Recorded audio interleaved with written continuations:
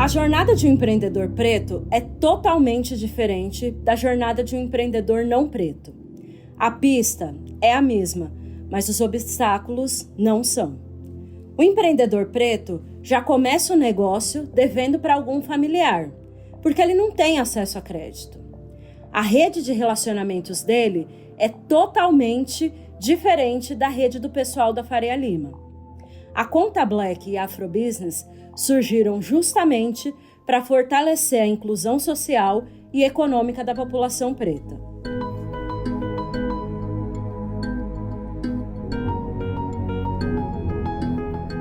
A partir da constatação e indignação de que os empreendedores negros possuem mais dificuldades para colocarem seus negócios de pé, Fernanda Ribeiro cofundou duas iniciativas que buscam reverter este cenário: a rede Afrobusiness e a fintech Conta Black.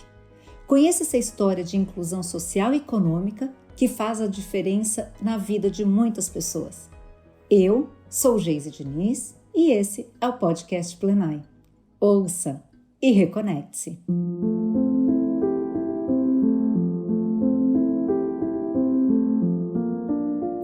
Minha mãe engravidou de mim aos 47 anos, usando DIU. Eu brinco que eu queria muito nascer. Os meus pais já tinham 4 filhas quando eu vim ao mundo. A mais nova era uma adolescente de 16 anos e a mais velha uma jovem de 20. Então, eu cresci sem crianças por perto. Nem na rua eu podia brincar, porque a nossa casa ficava numa avenida muito movimentada em São Paulo. Eu passava o dia inteiro na companhia da minha tia-avó, a Dadinha, que também vivia com a gente. O fato de eu ser uma criança sozinha me tornou uma pessoa curiosa, observadora e criativa. E até hoje eu sou assim. Eu não gostava muito dos programas de TV infantis da época. De uma maneira até arrogante, achava que eles eram bobos. Eu tinha que usar a imaginação para encontrar um espaço lúdico naquele universo tão adulto. Eu criei o meu mundinho.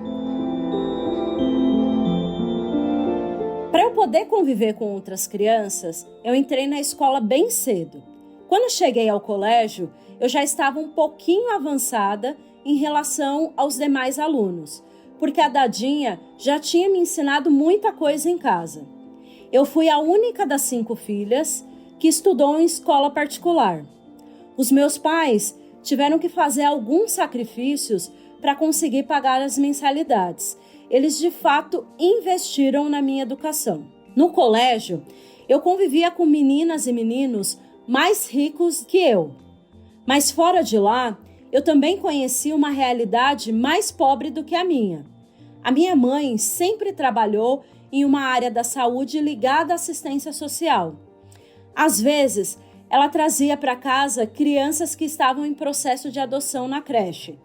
Trazia também adolescentes grávidas que foram expulsas de casa. A gente hospedava esses menores de idade por um período. A minha mãe me levava para muitas vivências que ela fazia em favelas. Quando eu chegava na escola, eu compartilhava com as minhas amiguinhas o que eu tinha visto. Desde pequena, eu fui criando esse mindset de estabelecer pontes entre as pessoas de mundos distintos.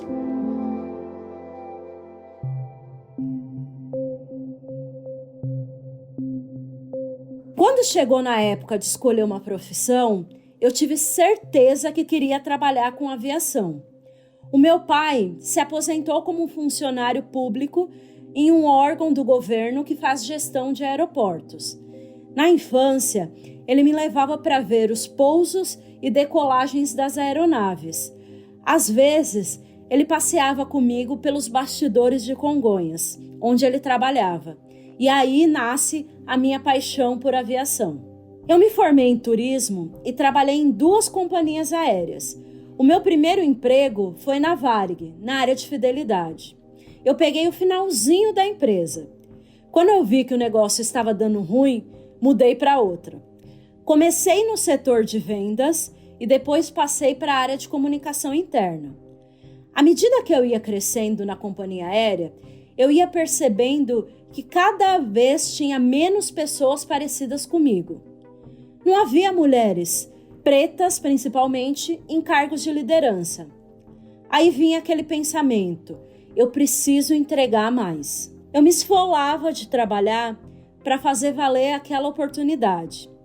A minha carga horária era de 16 horas por dia. Naquele ritmo, eu sabia que uma hora o corpo ia espanar. E ele espanou, num domingo à noite. Eu fui levada para o hospital com enjoo, dores, mal-estar, todos os sintomas de um infarto. Só que não era um infarto. Eu fiquei internada por dias fazendo exames. Mas mesmo na cama de hospital, o meu celular não parava de tocar. Era uma época de bastante trabalho por conta de uma transição de sistemas. Eu recebi várias vezes a ligação do meu ex-chefe, questionando: e aí, quando que você volta? Era tipo assim: eu sei que você está doente, mas eu preciso da entrega.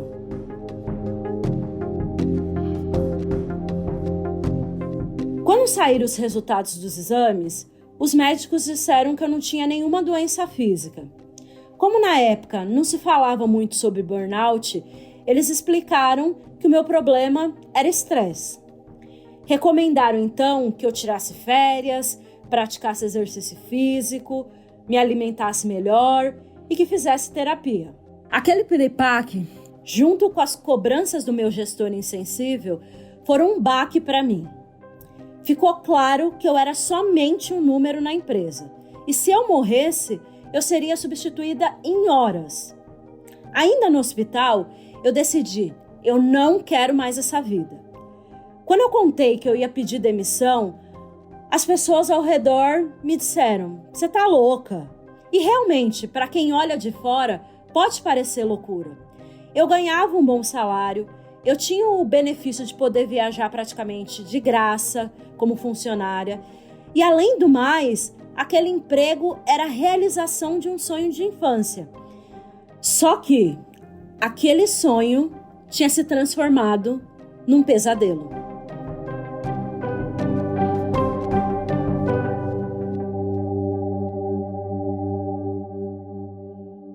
Eu peguei firme na terapia e antes de pedir demissão, comecei a desenhar um processo de transição de carreira. Eu juntei dinheiro e decidi que iria tirar um ano sabático. A ideia era me dedicar a novos conhecimentos, dos mais óbvios aos mais estranhos.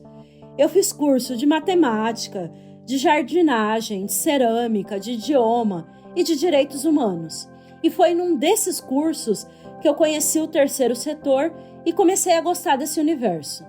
Nesse ano, eu me dediquei também para ampliar a minha rede de relacionamentos. Eu marcava cafés com pessoas aleatórias só para conhecer outras realidades. Porque às vezes a gente pode achar assim: eu sou uma pessoa preta, então eu conheço a realidade das pessoas pretas. Mas não é assim. Eu conheço a especificidade de uma mulher preta que teve acesso a uma realidade Y e que mora num lugar X. O bairro onde a pessoa reside pode mudar totalmente a percepção de mundo dela. Como desde nova eu já vivenciava cenários diferentes aos meus, eu entendia que era importante potencializar essa visão no meu dia a dia. E tentar gerar conexões entre esses mundos acabou se tornando o meu propósito de vida. Meu ano sabático acabou antes do previsto. Junto com 2 sócios, o Sérgio e o Márcio, fundamos uma rede de empreendedores, intraempreendedores e profissionais liberais pretos. A ideia surgiu porque o Sérgio, que já era meu namorado na época, trabalhava como publicitário e precisava de um advogado. O Márcio era advogado e que também precisava de um publicitário. Eles, que são 2 homens pretos, perceberam que não conheciam tantas pessoas pretas fazendo negócios entre si. Naquela época, o LinkedIn não era tão forte como é hoje. Daí eles pensaram: se a gente juntasse o nosso network?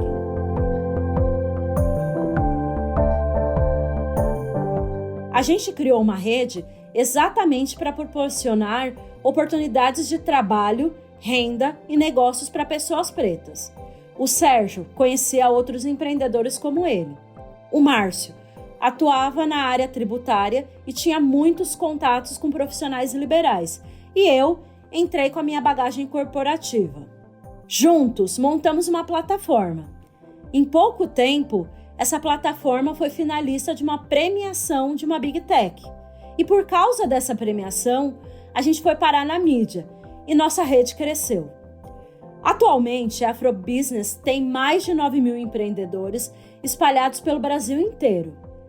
Quando o empreendedor passa por uma formação nossa, ele entra numa rede de conexão e tem um faturamento 8 vezes maior comparado com quem não fez o mesmo caminho. Nesse processo, a gente descobriu que a população preta tem demandas financeiras específicas. Por exemplo, o empreendedor preto tem o crédito negado 4 vezes mais comparado ao empreendedor branco exatamente nas mesmas condições. O Sérgio tinha passado por essa situação muito tempo antes. Ele era dono de uma agência de publicidade que estava indo muito bem, com 30 funcionários. E ele, que sempre foi um maníaco por tecnologia, dado o momento quis mudar o parque tecnológico da agência. Mas quando ele foi ao banco, o gerente negou o empréstimo. E o Sérgio perguntou, mas por quê? Eu tenho nome limpo, eu consumo todos os produtos de vocês, a minha folha de pagamento está aqui. Você sabe onde eu ganho e onde eu gasto. E não adiantou. Naquela época, o Sérgio saiu do banco e profetizou: um dia eu vou abrir um banco.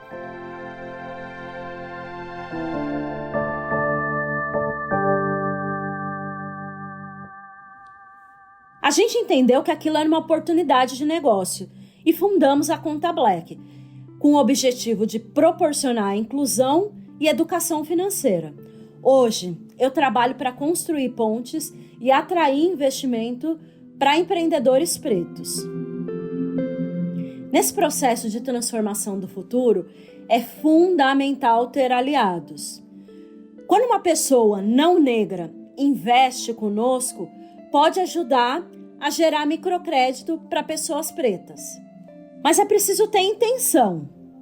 A gente conhece cases de empreendedores brancos que receberam investimentos com uma startup só no PPT. Eles não tinham sequer o produto validado, só uma ideia de negócio e uma boa rede de relacionamento. Para o empreendedor preto, até mesmo quando ele está inserido no universo das startups, não é assim. A gente já passou por diversas conversas com fundos, onde o nosso produto já estava rodando, com o cliente utilizando a plataforma, e ainda assim a gente ouvia questionamentos do tipo: eu sinto que esse negócio não vai dar certo, que ele não vai parar de pé. Tem um problema estrutural por trás de tudo isso. As pessoas que estão do outro lado da mesa normalmente são brancas, e ali tem o viés de dar o crédito para quem é parecido com elas, como aconteceu com o Sérgio lá atrás. Existem estudos que falam sobre isso. Se a gente sair do recorte de raça e olhar o recorte de gênero, é exatamente a mesma coisa. As startups lideradas por homens recebem mais investimento quando comparadas às startups lideradas por mulheres. Desde que a Afrobusiness nasceu lá atrás, em 2015, algumas coisas mudaram. Eu vejo de uma maneira positiva as ações afirmativas. Hoje, existem fundos de investimento focados em startups lideradas por pessoas pretas. O Google tem um fundo desses aqui no Brasil. Inclusive, a Conta Black recebeu um aporte dele. Mas o empreendedor preto segue passando pelos mesmos desafios. E a gente só consegue modificar um cenário quando olha para ele com uma lente de aumento. Eu ouço muito: Fernanda, o crédito que foi negado para o Sérgio lá atrás, hoje não seria. Porque a análise não passa mais pelo gerente, ela é sistêmica. Eu entendo, mas por trás do sistema ainda existem pessoas. Hoje, os grandes birôs que fazem a análise de crédito olham fatores estruturais que ainda são excludentes. Um exemplo simples é que dos 9 critérios para determinar a concessão de crédito, um deles é o CEP. Então, uma pessoa que reside na Avenida Paulista vai ter muito mais oportunidades do que aquele que vive no Capão Redondo, na periferia de São Paulo. Se não tiver intenção, se não tiver uma lente de aumento, as diferenças sociais vão continuar sendo reproduzidas, inclusive pela tecnologia.